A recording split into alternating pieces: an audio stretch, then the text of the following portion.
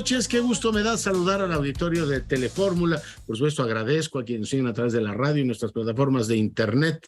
Un día interesante. En un momento más iremos con Sara Pablo. Nos tiene la crónica del desfile, el discurso del presidente y el tema de la Guardia Nacional, que hoy es, por supuesto, el más candente. Le adelanto que en un momento más me voy a enlazar hasta Chile con el senador Insulza. El laberinto chileno, después de que dijeran los chilenos no al texto constitucional, ¿cómo se puede resolver? Hoy nos dará pistas este importante personaje. También le echaremos un vistazo al proceso político en Brasil. Usted sabe que el gigante sudamericano elige en noviembre presidente y es un tema de primer orden. Además, le tengo una sorpresa. Hoy vamos a platicar con el profesor Curiel sobre los vikingos. Sí, escuchó usted bien, los vikingos, toda esta historia enigmática, pero al mismo tiempo apasionante, la tendremos para fortuna nuestra el día de hoy en este espacio. Estamos un poquito más relajados, 16 de septiembre. Pero vamos ahora contigo, Sara, tú tienes la nota del día. Adelante. En el desfile militar por el aniversario 212 de la independencia, el presidente Andrés Manuel López Obrador agradeció la lealtad de las Fuerzas Armadas en el combate a la inseguridad con la reciente adscripción de la Guardia Nacional, acompañado por integrantes de su gabinete y los invitados especiales, entre ellos los expresidentes de Uruguay, José Mújica, y de Bolivia, Evo Morales, así como familiares de Julian Assange, fundador de Wikileaks, Aleida, la hija del Che Guevara, y de la familia de César Chávez, luchador por los derechos civiles.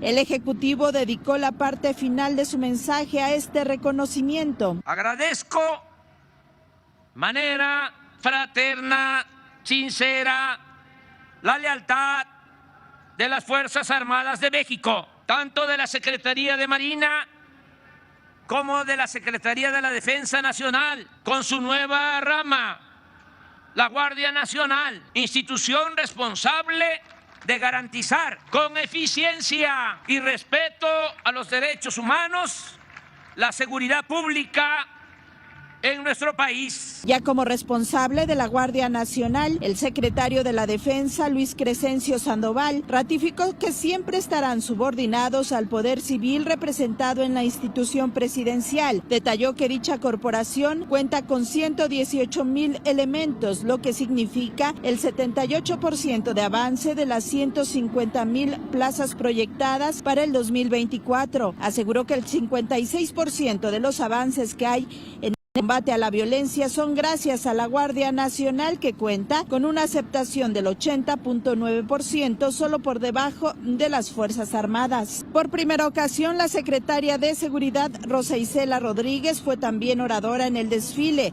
Dijo que ya hay resultados de la nueva estrategia que significa atender las causas. Acusó que en el pasado se alimentó una violencia criminal al emprender estrategias y guerras fallidas. La mayor parte del mensaje del presidente estuvo dedicada a hablar de la situación de guerra en Ucrania y su propuesta para alcanzar la paz. Ratificó la conformación de una comisión pacificadora integrada por el Papa Francisco, el secretario general de la ONU, Antonio Guterres, y el primer ministro de la India, iniciativa que será presentada en la Asamblea General de Naciones Unidas. La ONU permanece inactiva y como borrada, presa de un formalismo y una ineficacia política que la deja en un papel meramente ornamental.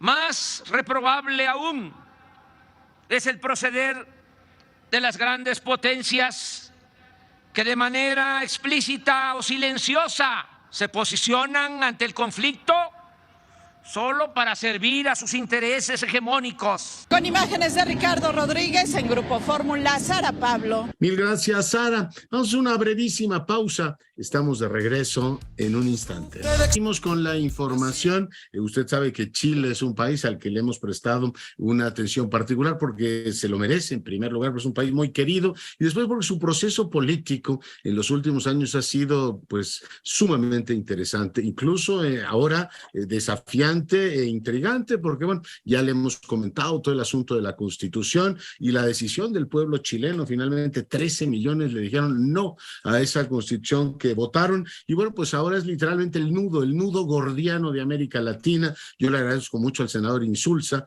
un admirado personaje latinoamericano y muy querido en este espacio, que el día de hoy converse con nosotros. Senador, buenas noches. Bueno, muchas gracias. Muy buenas noches. Oiga, pues, ¿cómo salir de este nudo? 13 millones de chilenos dijeron a una convención constitucional: no nos gusta su documento, senador. 13 millones fue el total de votantes. Fueron los que le dijeron que no, fueron una cifra récord de la historia del país. Chile es un país que hoy día tiene cerca de 19 millones de habitantes, de los cuales tendrían derecho a voto, se dice 14 o 15, pero la verdad es que entre los que viven en el extranjero, los que han fallecido y todavía sus actas de función no están ingresadas, etcétera, yo diría que votó casi la totalidad de los que podían votar.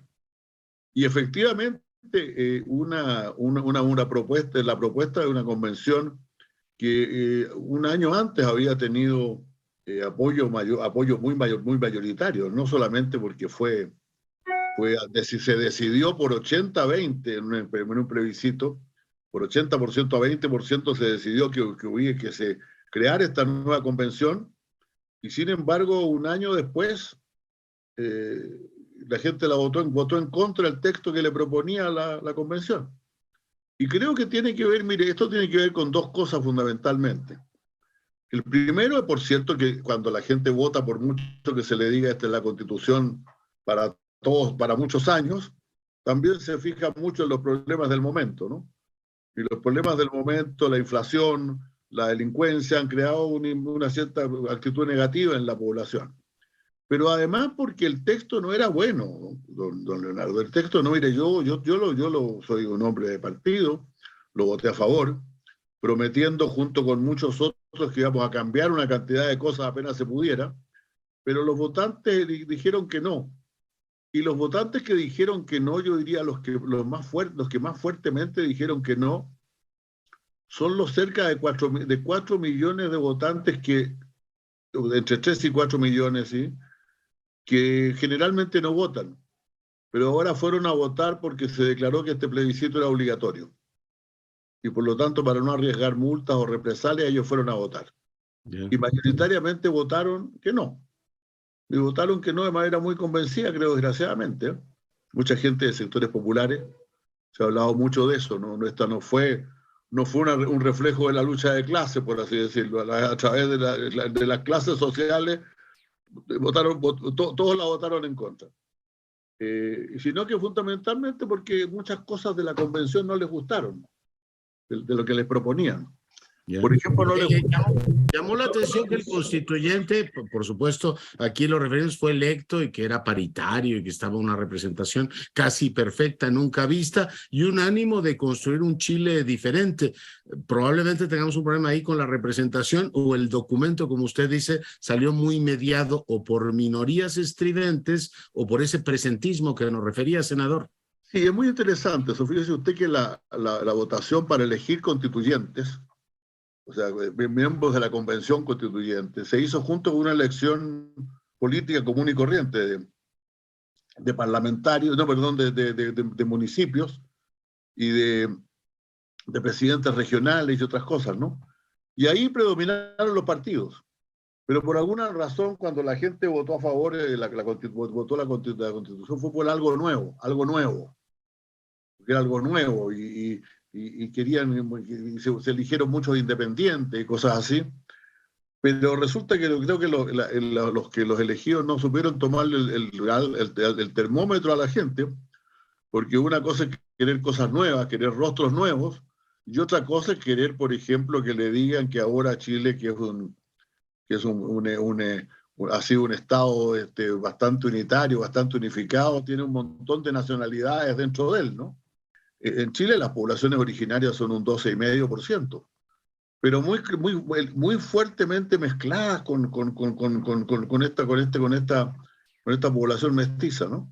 Y es una diferencia de Bolivia a otros países, parecía algo muy fluido, ¿no? El tejido social chileno. Exacto, muy fluido. Y es cierto, a los chilenos les encanta, a algunos miembros de la aristocracia chilena les encanta decir que son blancos, pero no es cierto, ¿no? Donde usted los mire nomás, pues.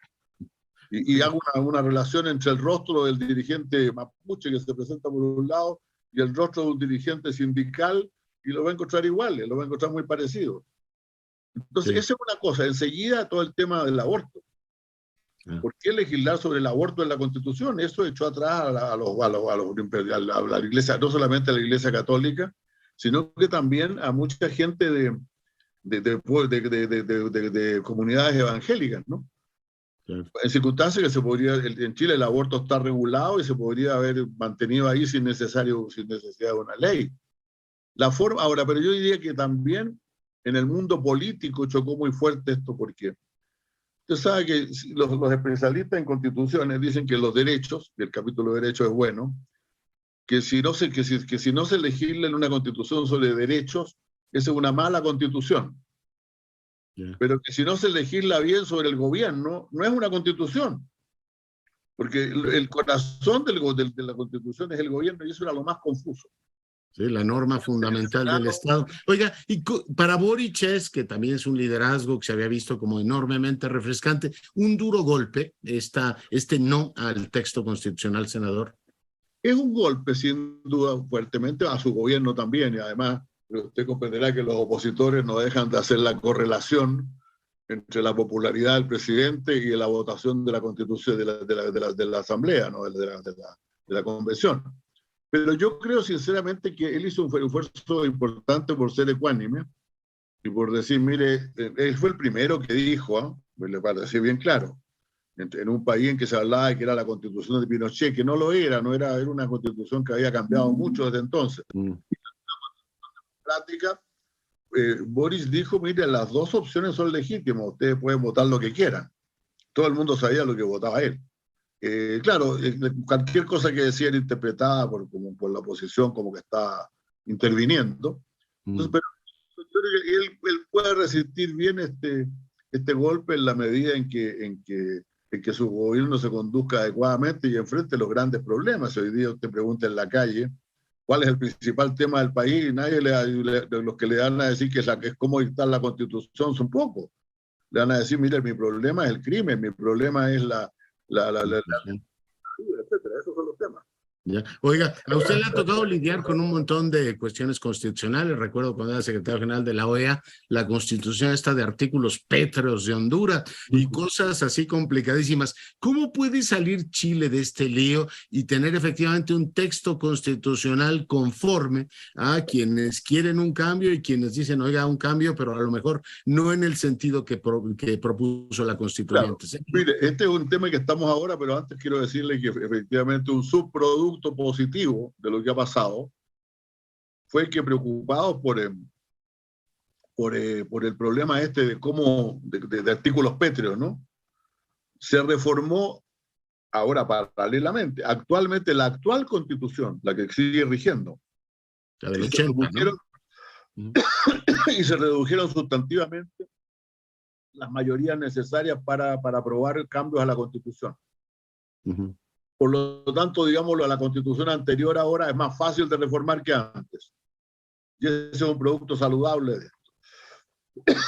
No obstante, este es un país, para hacerle claro, que si usted junta las coaliciones, la política está un poco más difusa, pero aquí hay dos grandes sectores, los que apoyan al gobierno, los que no lo apoyan, y son los dos. En ambas cámaras del Congreso, usted no va a hacer reforma con uno solo. No va a haber votos para hacer reforma con uno solo. Y esa es la característica, a mi juicio, virtuosa de la democracia. Tuvieron muchos años gobiernos de la concertación que dieron... Pero nunca mayoría, casi nunca mayoría. No, por eso, pero permitió concertar, ¿no? Dieron clases. Y ahora, no, es que si usted me pregunta qué vamos a hacer ahora, y yo le digo, mire, si no nos ponemos de acuerdo no va a haber nueva constitución.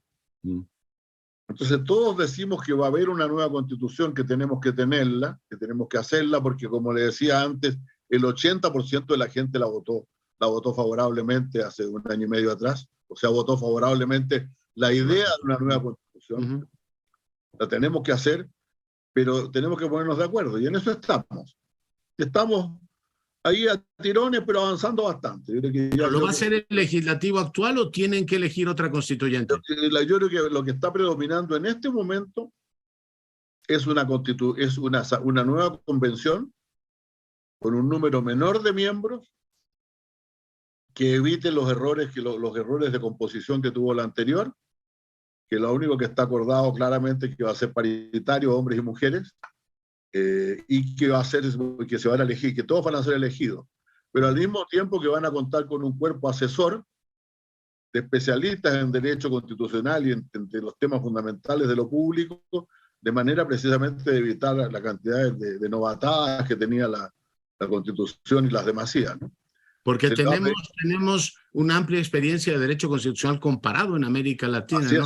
es, Estas constituciones que pedían hasta un viaje a Japón al año para cada ciudadano, hasta aquellas que son mucho más delgadas y precisas, senador. Bueno, y tenemos, fíjese usted, en Chile, por ejemplo, nosotros teníamos, yo pienso esto, que era una buena constitución la que teníamos hasta el día del golpe de Estado, hasta el año 73. Entonces, la llamada Constitución de 1925 va a ser considerada seguramente una constitución muy refinadamente escrita, muy bien hecha. La propuesta de constitución que hizo la presidenta Bachelet, que fue sucedida, recuerdo usted, por Sebastián Piñera, fue sepultada en algún cajón y en medio de la discusión que ha habido en los últimos meses salió a reflotar de nuevo. Por lo tanto, ahí tiene usted dos ingredientes que se van a considerar. Yeah. Uno que es el más tradicional y el otro que es el más moderno, pero las dos cosas son propuestas profundamente democráticas. A mí no me preocupa que la gente, que digamos que haya buenos textos. Yo creo que se puede preparar una constitución con buenos textos. El problema es que los constituyentes los voten a favor. Sí, claro. Porque usted comprende que cuando una comisión, usted sabe que en Chile hubo graves desórdenes el año 19, ¿no? Y eso fue lo que motivó un poco la decisión de dictar una nueva constitución. Y hay una ley que todavía circula por ahí, que se discute mucho, para indultar a los que participaron en eso. Entonces, cuando una comisión de la Constitución, de la Convención, propone poner ese indulto en la Constitución y extenderlo hasta el día en que la Constitución se promulgue, en circunstancias que eso habría ocurrido como 6 meses después, la gente dice, no, yo no puedo aceptar una cosa así, pues. Eso fue rechazado finalmente, en todo caso, antes, ¿eh? Pero lo pongo como ejemplo de algunas cosas, algunas demasías en que se incurrió en la Constitución y en la Convención. O sea, la Convención no cumplió su papel, eso es muy importante decir. Lo entiendo. Oiga, el calendario político, ¿cómo se mueve? O sea, ¿cuál sería el horizonte para discutir este nuevo texto constitucional y normalizar el proceso institucional, constitucional de Chile? Senador. Desde luego, hay que llegar a un acuerdo claro, primero que nada, y eso no va a poder ser como se pretendía hacerlo en estos días, que son terminarlo antes de las fiestas patrias, que ustedes saben, en Chile son casi los mismos días que en México, son casi los mismos días que en México, son 18 y 19 de septiembre. Eso es imposible, todavía estamos discutiendo y yo creo que con buena suerte vamos a tener en octubre un acuerdo sobre esto. Entonces, en ese momento hay que hacer dos cosas: componer un eventual grupo de expertos, que es algo que haría el Congreso. Probablemente, no estoy. Todo esto es probable, porque es como pues todas las cosas además se barajan. Claro. Y también hacer una nueva elección de miembros de la Convención. Eso se va a demorar por lo menos, eso ya el Servicio Electoral ya nos dijo, nosotros no podemos hacer un nuevo evento electoral antes de marzo del próximo año. Ponga usted entre 6 y 9 meses para aprobarla, para escribir la Constitución, y luego tendría que hacerse un nuevo plebiscito de salida. Por lo tanto, si esto funcionara bien, y no tuviera grandes demoras, estaría ocupando todo el próximo año. Este año y todo el próximo.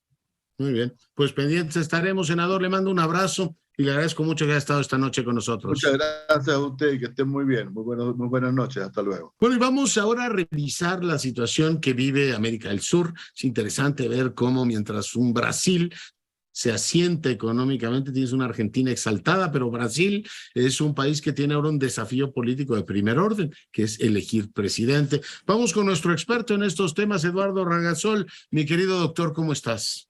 Leonardo, qué gusto saludarte y saludar, por supuesto, a todo nuestro auditorio. Pues el día de hoy, para comentar contigo, pues las circunstancias económicas que está viviendo Brasil.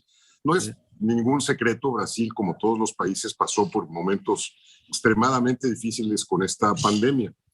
Pero la salida de la pandemia sí hace grandes diferencias. Y en estas grandes diferencias quiero destacar pues, que el manejo macroeconómico que ha hecho el ministro de Hacienda realmente es destacable, porque Leonardo pues, presenta ahora crecimientos, o sea, Brasil está para crecer más de 2% del Producto Interno Bruto, y este mes pues ya presentaron una reducción significativa de la inflación. O sea, estamos viendo ya que los esfuerzos de aumento en las tasas de interés pues dieron resultado. Claro que eso, o sea, crecer 2% cuando estás aumentando la tasa de interés, pues realmente es muy difícil, porque justamente lo que intenta hacer el gobierno cuando aumenta las tasas de interés es reducir la demanda. Y con la demanda así, digamos, contenida, contener también el aumento en los precios. Pues han logrado las dos cosas, están creciendo y están conteniendo la inflación, lo cual es un mérito realmente destacable. ¿Por qué se da este fenómeno? Realmente hay dos grandes fuerzas que tenemos sobre las cuales tenemos que hacer mención. Brasil está aprovechando sus circunstancias, doctor. En el comercio internacional, Brasil es una potencia en commodities. Toda la venta de soya, carne, alimentos, también, por supuesto, materias primas de origen mineral, con el gran influjo de China y el aumento de precios de estos commodities, ha hecho que un ingreso extraordinario en el comercio exterior de Brasil. Brasil sí aprovecha sus circunstancias en este momento, cosa que no podemos decir desafortunadamente de nuestro país. Y también hay otro factor muy importante. Ha controlado el gasto público de una manera muy efectiva sin dejar de invertir. Esto quiere decir que se contiene el gasto corriente y se destina gasto a la inversión. Y esto ha provocado pues, el crecimiento que estamos viendo, a la vez que han logrado contener el aumento de precios. Esto ya son méritos bien importantes y todo se basa en aprovechar en dos vectores. Aprovechar las circunstancias macroeconómicas del mundo, en donde los commodities han aumentado su precio, y eso lo han transformado en inversión, por un lado, y por otro lado, disciplina en el gasto público corriente y aumento de la inversión. Dos factores que ciertamente han hecho la gran diferencia en un momento además políticamente muy intenso, puesto que estamos a punto de tener elecciones en el gigante del sur, mi querido doctor. Oye, dos preguntas o dos vectores de reflexión. Una es el contraste con Argentina no puede ser mayor, su socio de Mercosur. Argentina sigue pues sin dar pie con bola en materia económica, la inflación sigue siendo enorme y bueno, pues tienes un Brasil que se estabiliza, incluso sale, me dices, en esta pospandemia en mejores condiciones, pero pues al mismo tiempo la economía de Sudamérica en términos generales depende mucho, o sea, bueno, hay simetría, ¿no? Brasil depende de América del Sur y el de América del Sur depende de la gran economía brasileña. ¿Cómo están viendo, digamos, el vecindario? Y el otro eje es pues si una situación económica relativamente sólida respecto a Argentina le beneficia a Bolsonaro en las intenciones del voto o ya el arroz se coció y la gente votará el Lula, mi querido Eduardo. Pues vaya reflexiones que me provocas aquí, mi querido doctor. Pues la primera de ellas es que realmente Brasil no depende tanto de Mercosur. El Mercosur nunca ha funcionado realmente muy bien y Argentina hace tiempo dejó de ser el gran socio económico de Brasil por las circunstancias económicas propias de Argentina. Lo de Argentina se explica por el enorme gasto público que el gobierno no ha podido contener el gasto público y por lo tanto tampoco la inflación. El mal centenario de Argentina se replica con inflaciones galopantes, estamos hablando de más del 60% de inflación, creo que está ya llegando a los 90% de inflación. O sea, una cosa que ya tenemos que remontarnos a los años 70, 80 para ver inflaciones de ese tipo. Y todo es por el enorme gasto público incontenible que hace el gobierno, subsidiando y dando beneficios sociales que solo se traducen en inflación y nada se traduce en productividad. Entonces, hace tiempo que Brasil no depende de Argentina. El principal socio económico de Brasil es China. Y China sí le ha dado a Brasil una cantidad ingente de dinero. Además, Rusia es otro, digamos que socio económico de Brasil. Le compra muchísimo alimento Rusia a Brasil. y la Unión Europea sería el tercer gran socio. Estados Unidos lo es, por supuesto, es importante, pero para Brasil no existe la dependencia que tiene México, por ejemplo. Oye, entonces, ¿en lo político afecta algo esto o digamos afecta positivamente a Bolsonaro, naturalmente, doctor. De hecho, estamos viendo en varias encuestas un repunte de Bolsonaro. Como ya lo había comentado en otra ocasión contigo, estoy prácticamente seguro, o sea, podría cruzar una apuesta contigo de que vamos a ir a una segunda vuelta. Yeah. La segunda vuelta es inminente, o sea, yo no veo cómo no vamos a tener una segunda vuelta en Brasil. Lula va a ganar, pero no lo suficiente para... Estaban como 45-33, ¿no, Eduardo? Más o menos por ahí andaban. Más o menos. Más o menos. Mi apuesta está en que se va a cerrar aún más. Se van a cerrar aún más los resultados ya reales de la elección. Verás cómo van a cerrarse. Oye, te pregunto, tú tienes una memoria de elefante y Brasil lo conoces muy bien. La gente guarda buen recuerdo de la gestión económica de Lula, ¿no? Mira, Lula hay que dividirlo en Lula 1 y Lula 2. El Lula del primer mandato fue un presidente que dejó una huella muy profunda y casi indeleble en la población brasileña, porque sí, sin duda le fue muy bien, económicamente el país fue muy bien y además cumplió sus promesas. Antes de la elección, Lula escribió una carta para los brasileños en donde se comprometía a mantener el orden económico, el orden macroeconómico, a no revertir las reformas que había hecho. La herencia de Fernando Henrique, ¿no? El gran presidente del Brasil. Efectivamente, la herencia de Fernando Henrique quedó en el primer mandato de Lula consistente. Lula fue consistente con eso, dejó que la macroeconomía fuera bien llevada. Él no se metió en macroeconomía, dejó a profesionales haciendo ese trabajo y lo hicieron bien. Sin duda alguna lo hicieron bien. Y de ahí vino, además aprovechó una onda, digamos, bien positiva, una tendencia muy positiva también de los commodities, donde Brasil siempre ha sido una enorme potencia. Y ese primer mandato de Lula fue sensacional.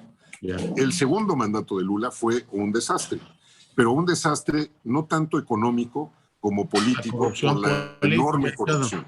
Pero el brasileño una corrupción incontenible. Sí, y eso también dejó huella. No sé. Sí, pero digo, en términos de lo que es gestión económica, aquí en México dices López Portillo, desastre, Echeverría, desastre, cambio dices Vicente Fox, bueno, hubo a lo mejor muchos temas políticos, pero no recordamos una catástrofe económica. A Lula se le recuerda como, digamos, más la corrupción política que por una mala gestión económica, como la que referías de Argentina, ¿no? Efectivamente, la gestión económica de Lula, al final Lula 2 tampoco fue un desastre en términos, no fue tan buena como Lula 1, porque empezó con el clientelismo, usar todos los recursos del Estado para crear programas de clientelismo electoral. Oye, y lo cual le permitió a Dilma... Déjame detenerte ahí y comprar al Congreso. Lo digo por si aquí quieren aprender algo de cómo terminan los mensalaos y los lavallatos y todo eso, ¿no? Cuando tú compras o presionas al Congreso, al final se sabe. Lo digo porque hay experiencias que hay que aprender de otros países, Eduardo. Naturalmente. El ensalao, para recordarle a nuestro auditorio, fue un esquema de pago mensual, así la traducción en español sería el gran mensual o el gran pago mensual. Era un salario que le pasaba el gobierno federal a los diputados. Bueno, no el gobierno, el partido. El partido pasaba el pago mensual para comprar los votos. ¿Te gusta además la raya o cómo le podríamos poner aquí? ¿La nómina o la raya? La rayota, podría. Era así la rayototota. El aumentativo en portugués es usado para este tipo de cosas. El gran mensual o la gran rayota. Y no solo compraron a los diputados, mi querido doctor, compraron a los partidos de oposición con ministerios. Lula creó prácticamente unos 15 ministerios que eran absolutamente innecesarios. Un gasto público que ya es enorme en Brasil. Más del 55% del Producto Interno Bruto se gastaba en ministerios y en los 3 órdenes de gobierno, en los 3 niveles del Estado. Esto quiere decir que es un gasto impresionante lo que gasta Brasil en toda su máquina estatal. Pues Lula la incrementó aún más, mucho más, por el clientelismo, o sea, haciendo pagos directos a los votantes, al electorado, sobre todo en las áreas más pobres, y comprando pues las voluntades de la oposición, entre comillas, que no era una oposición real, simplemente partidos veleidosos que se venden al mejor postor. Oye, aquí en tu país han pasado de vendepatrias a patriotas en cuestión de el sentido de segundos. voto. Así está el tema. Oye, Eduardo, es un placer, por supuesto, enlazarnos contigo. Pendientes estaremos en las próximas semanas, seguir platicando sobre lo que ocurre en Brasil. Te mando un gran abrazo. El abrazo te lo devuelvo, mi querido doctor, con todo afecto y cariño, igualmente para todo nuestro auditorio. Que estén muy bien. Vamos, cuídate mucho, vamos a una breve pausa, regresamos en un instante. Vamos con la información, me enlazo ahora con el coordinador de los diputados del PRD, Luis Espinosa Cházaro. Coordinador, ¿cómo está? Buenas noches. Buenas noches, Leonardo, para ti, buenas noches también para todo tu auditorio. Oiga, ayer estuvieron en la toma de posesión del gobernador de Durango. Tenso el momento, pero ya quedó claro que en Alito no se puede confiar, coordinador. Pues lo ha dicho el presidente de nuestro partido y lo ha dicho Marco Cortés. La confianza se cayó, pero yo puntualizaría que lo que habrá que seguir buscando es una alianza con el PRI, no con Alito. Esta alianza es de la gente la quiere, la gente la pide, y no podemos estar a merced de la voluntad de un solo individuo, y mucho menos pues de alguien que desconozco cuáles sean las motivaciones para cambiar una votación de una semana a otra, porque recordarás que justo una semana antes habíamos votado en contra el trampeo en leyes secundarias para que la Guardia Nacional tuviera un mando militar una semana antes. De hecho, hay un spot al aire del PRI todavía que dice no a la militarización, y una semana después, pues una diputada del PRI presenta esta extraña iniciativa que se ha votado, pero que espero yo en el Senado sea rechazada, porque eso también abrirá un espacio para que con otros priistas, los senadores, por ejemplo, los gobernadores de los estados, que seguramente quieren ganar sus estados en coalición, pues se pueda volver a tener interlocución. Difícil confiar en quien no cumple, Leonardo. Difícil también porque no solo fue Alito, fue también Moreira y fue pues prácticamente toda la bancada, incluidos pues personajes que se habían posicionado muy críticos del gobierno como Ildefonso Guajardo, diputado. Digo, hay que tomar nota de eso y no sé qué hará la colegisladora, pero bueno, no adelantemos vísperas. Digamos, el trabajo legislativo se ve seriamente entorpecido. Digamos, como bloque, nos habían planteado una moratoria constitucional con esta decisión del revolucionario institucional, coordinador. Bueno, pues no solo la habíamos planteado, Leonardo, la firmamos, firmaron los presidentes nacionales, ahí está la firma de Alejandro Moreno. Con esto que sucedió en la semana, pues se violenta eso, pero yo dejo abierta la puerta de que podamos en materia presupuestal, en materia de defensa del INE, pues recomponer el camino de la coalición legislativa, porque es para el bien de los mexicanos, no es para algún interés personal o particular. La gente que en 2021 votó por nosotros en la coalición quería un contrapeso legislativo y democrático. No podemos fallarles. Ya. ¿Y cuál es la agenda? ¿Cuáles son las prioridades que tiene su partido, coordinador, en esta nueva etapa? Hay varias materias que quisiera puntualizar. Primero está la agenda de género. Hay varias reformas en materia de igualdad sustantiva que hemos venido impulsando desde el PRD, que espero que en septiembre pudieran ser resueltas. Hay una mesa de diputadas que están afinando los últimos detalles, y en esos temas sí podríamos caminar todos juntos en favor de las mujeres. Hay un par de iniciativas en la Comisión de Cambio Climático que preside el PRD, que también nos interesaría impulsar, pero creo que nos va a ganar el tiempo con la discusión del presupuesto. Un presupuesto muy optimista, un presupuesto que tiene muchas carencias en donde más haría falta invertir, y un presupuesto con mucho dinero para obras faraónicas que están muy retrasadas y a un sobrecosto muy alto. Entonces yo creo que en tiempo pues ya estaremos muy pronto comenzando a discutir el presupuesto, y vamos a tratar que ahora sí el legislativo haga su función y lo modifique en favor de lo que a la gente le hace realmente falta.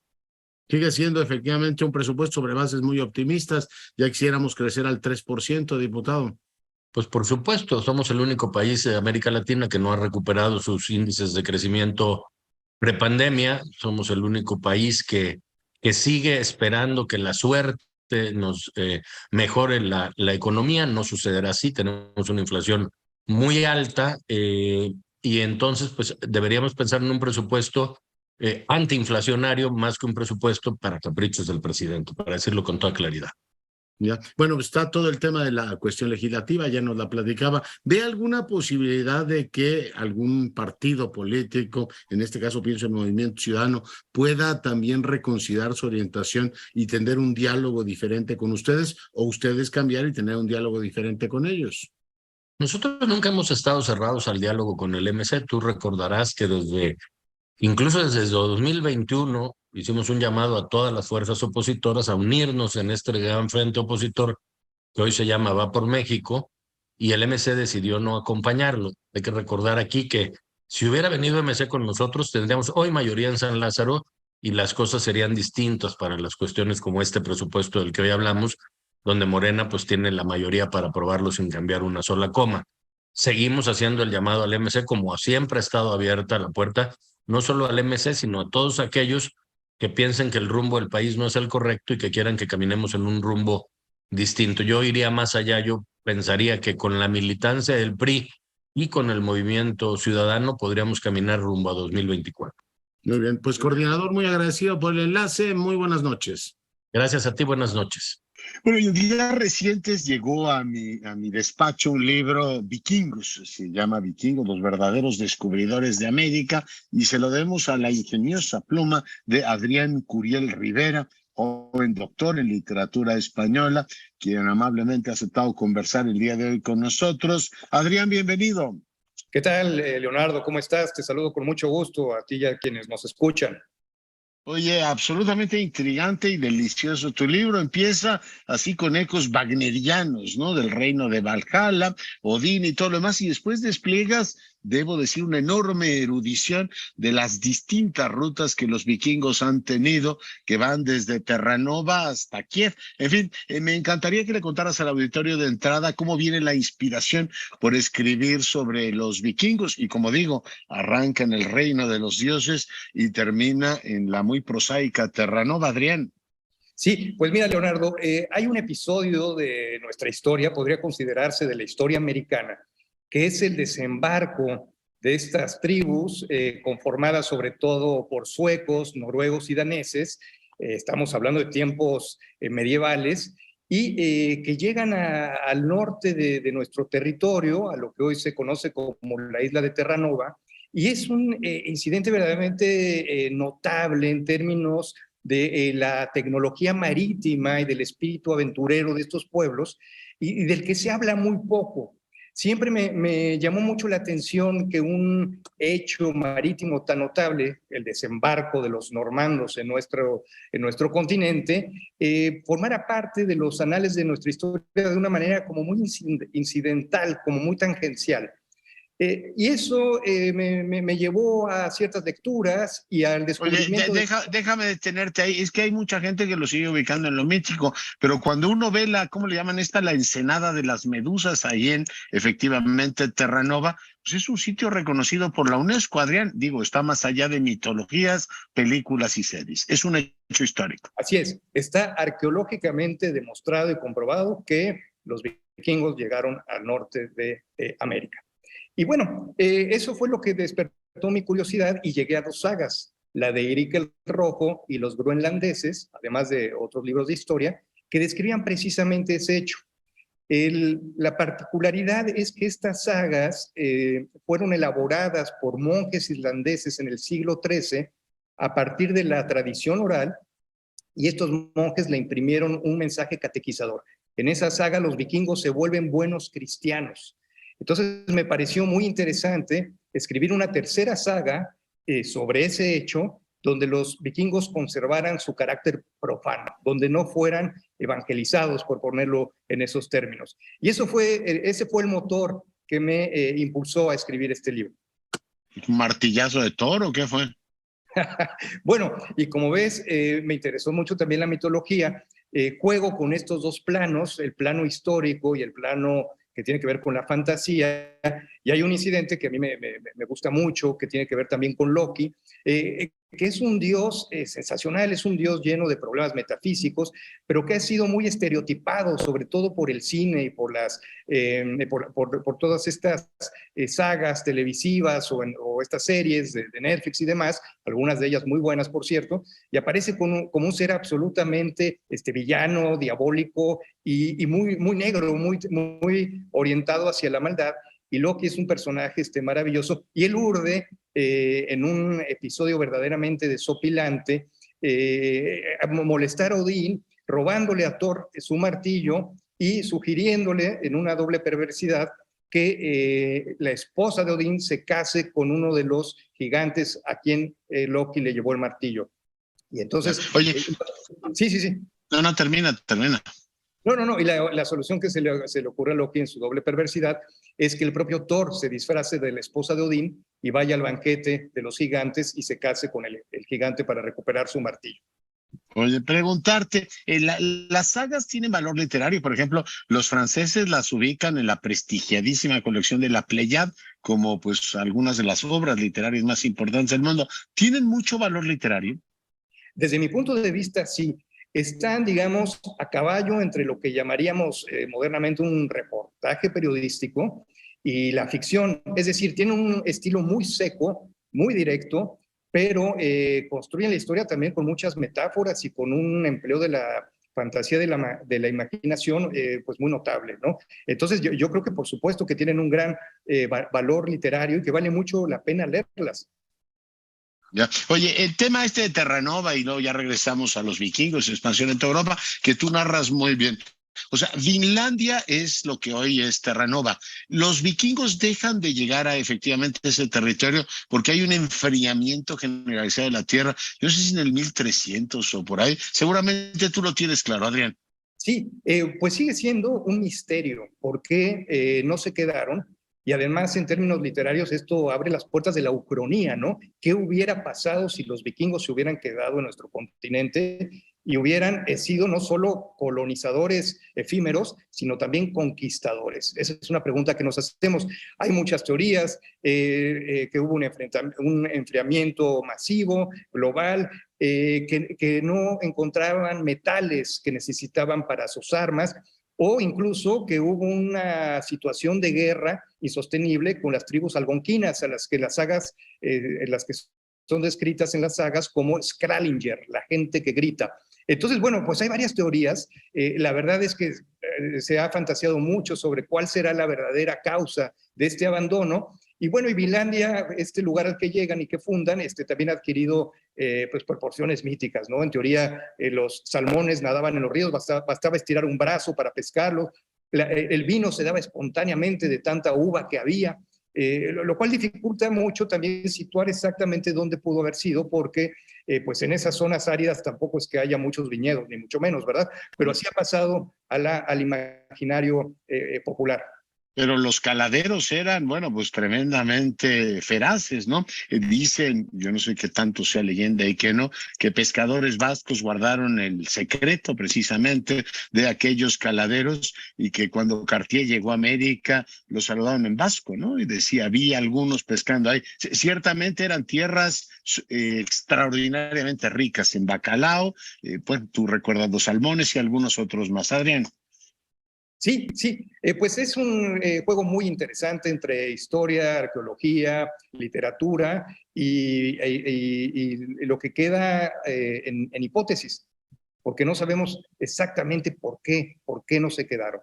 Lo que sí está claro es que fue una partida de noruegos, cabezada por Eirik el Rojo, que Eirik el Rojo llegó a Islandia, que ahí tuvo un conflicto con unos vecinos, que mató a uno de ellos porque el vecino a su vez había matado a uno de sus hijos, y finalmente llegan a Groenlandia. Eirik el Rojo difunde la falsa leyenda de que Groenlandia es una tierra verdaderamente verde, de ahí viene Greenland, cuando es una tierra verdaderamente blanca, como sabemos, aunque quizá ahora se vuelva agua, porque se está derritiendo.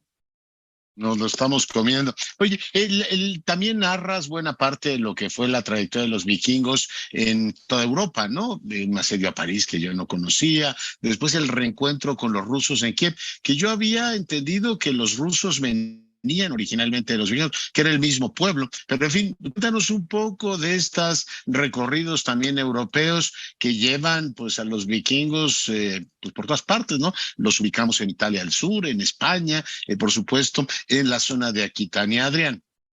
Sí, pues sí, fueron grandes exploradores, muy curiosos, eran primos muchos de ellos entre sí en términos tribales, con los finlandeses, con los propios rus, y me pareció muy interesante poder hacer una historia que tenía este peligro, tal abundancia de datos y una temporalidad tan amplia, porque estamos hablando de los primeros asaltos a los monasterios ingleses en el siglo VIII, hasta... o sea, del 793 ¿hasta cuándo? Hasta el año 1010 más o menos, que es cuando ya no se... Originalmente los vikingos, ¿de dónde vienen? Bueno, lo que se sabe es que son este conjunto de pueblos que se asentaron y que se originan en los territorios que ahora conocemos, sobre todo como Dinamarca, Suecia y Noruega. Pero también hay infinidad de parentescos tribales y de relaciones que se pueden explorar y sobre las que se ha escrito mucho. Por ejemplo, también hay parentesco con los rus, ¿no? Se habla de que eran casi hermanos. Y un episodio que a mí me parece maravilloso es el encuentro entre los nórdicos y los moros, que lo habrás visto en el libro, ¿no? Que hay un asedio fulminante a Sevilla, parece que arrasan, y los moros lo que hacen es encerrarse dentro de las fortificaciones, en los minaretes, en la Medina, y después dejan que se emborrachen los vikingos, que tengan una orgía, que roben, que entren a saco a donde pueden, y después los dejan emborracharse y salen los moros y los derrotan. Los derrotan los moros y los hacen huir. Y bueno, se describe ese episodio que también está documentado históricamente en el libro. Y bueno, lo que me interesaba mucho era esto que te comentaba, dar como una visión muy panorámica, pero de una manera muy sintética, y que no oliera a monografía o a libro de historia, sino que más bien fuera una recreación literaria. No huele a nada de eso y se lee magníficamente, además de una dimensión profundamente amable. Para este fin de semana estoy seguro que muchas de las personas que nos están viendo lo tomarán y además de pues aprender mucho, por supuesto disfrutarán de su lectura. Adrián, te agradezco muchísimo que hayas estado esta noche con nosotros. Al contrario, muchas gracias a ti, Leonardo. Un abrazo. Adrián Curiel Rivera, autor de este libro, realmente fantástico, Vikingos, los verdaderos descubridores de América, un montón de cosas, bueno, hay algunas que tenías por ahí, digamos, rondando en la memoria, no sabes bien si las habías visto en televisión o las habías leído, y él te ayuda a ir asentando todo esto, como digo, arranca con ecos así wagnerianos del Valhalla y termina recordándonos este hecho contundente, que es que llegaron efectivamente a Terranova, que tiene la fortuna de ir a Canadá y visitar ese sitio arqueológico. Es algo imponente, ¿no? Esta idea como de relectura de los orígenes de nuestro continente y de paso, cuántas cosas nos quedan por saber y cuántas cosas quedamos por sentadas o elementos que considerábamos ciertos están sujetos a revisión. Y así es la ciencia. La historia es una de ellas, está sujeta a la falsabilidad y por tanto, cada vez que uno descubre algo nuevo, sí tiene la impresión de que está emprendiendo un viaje. En fin, muy bonito libro de Adrián Curiel, a quien le agradezco nuevamente que haya estado con nosotros. Con esto nos vamos. Yo soy Leonardo Curcio, a nombre de todo el equipo. Le ruego que el día de hoy grite con fuerza ¡Viva México! Y por supuesto sea rabiosamente feliz. Se lo merece.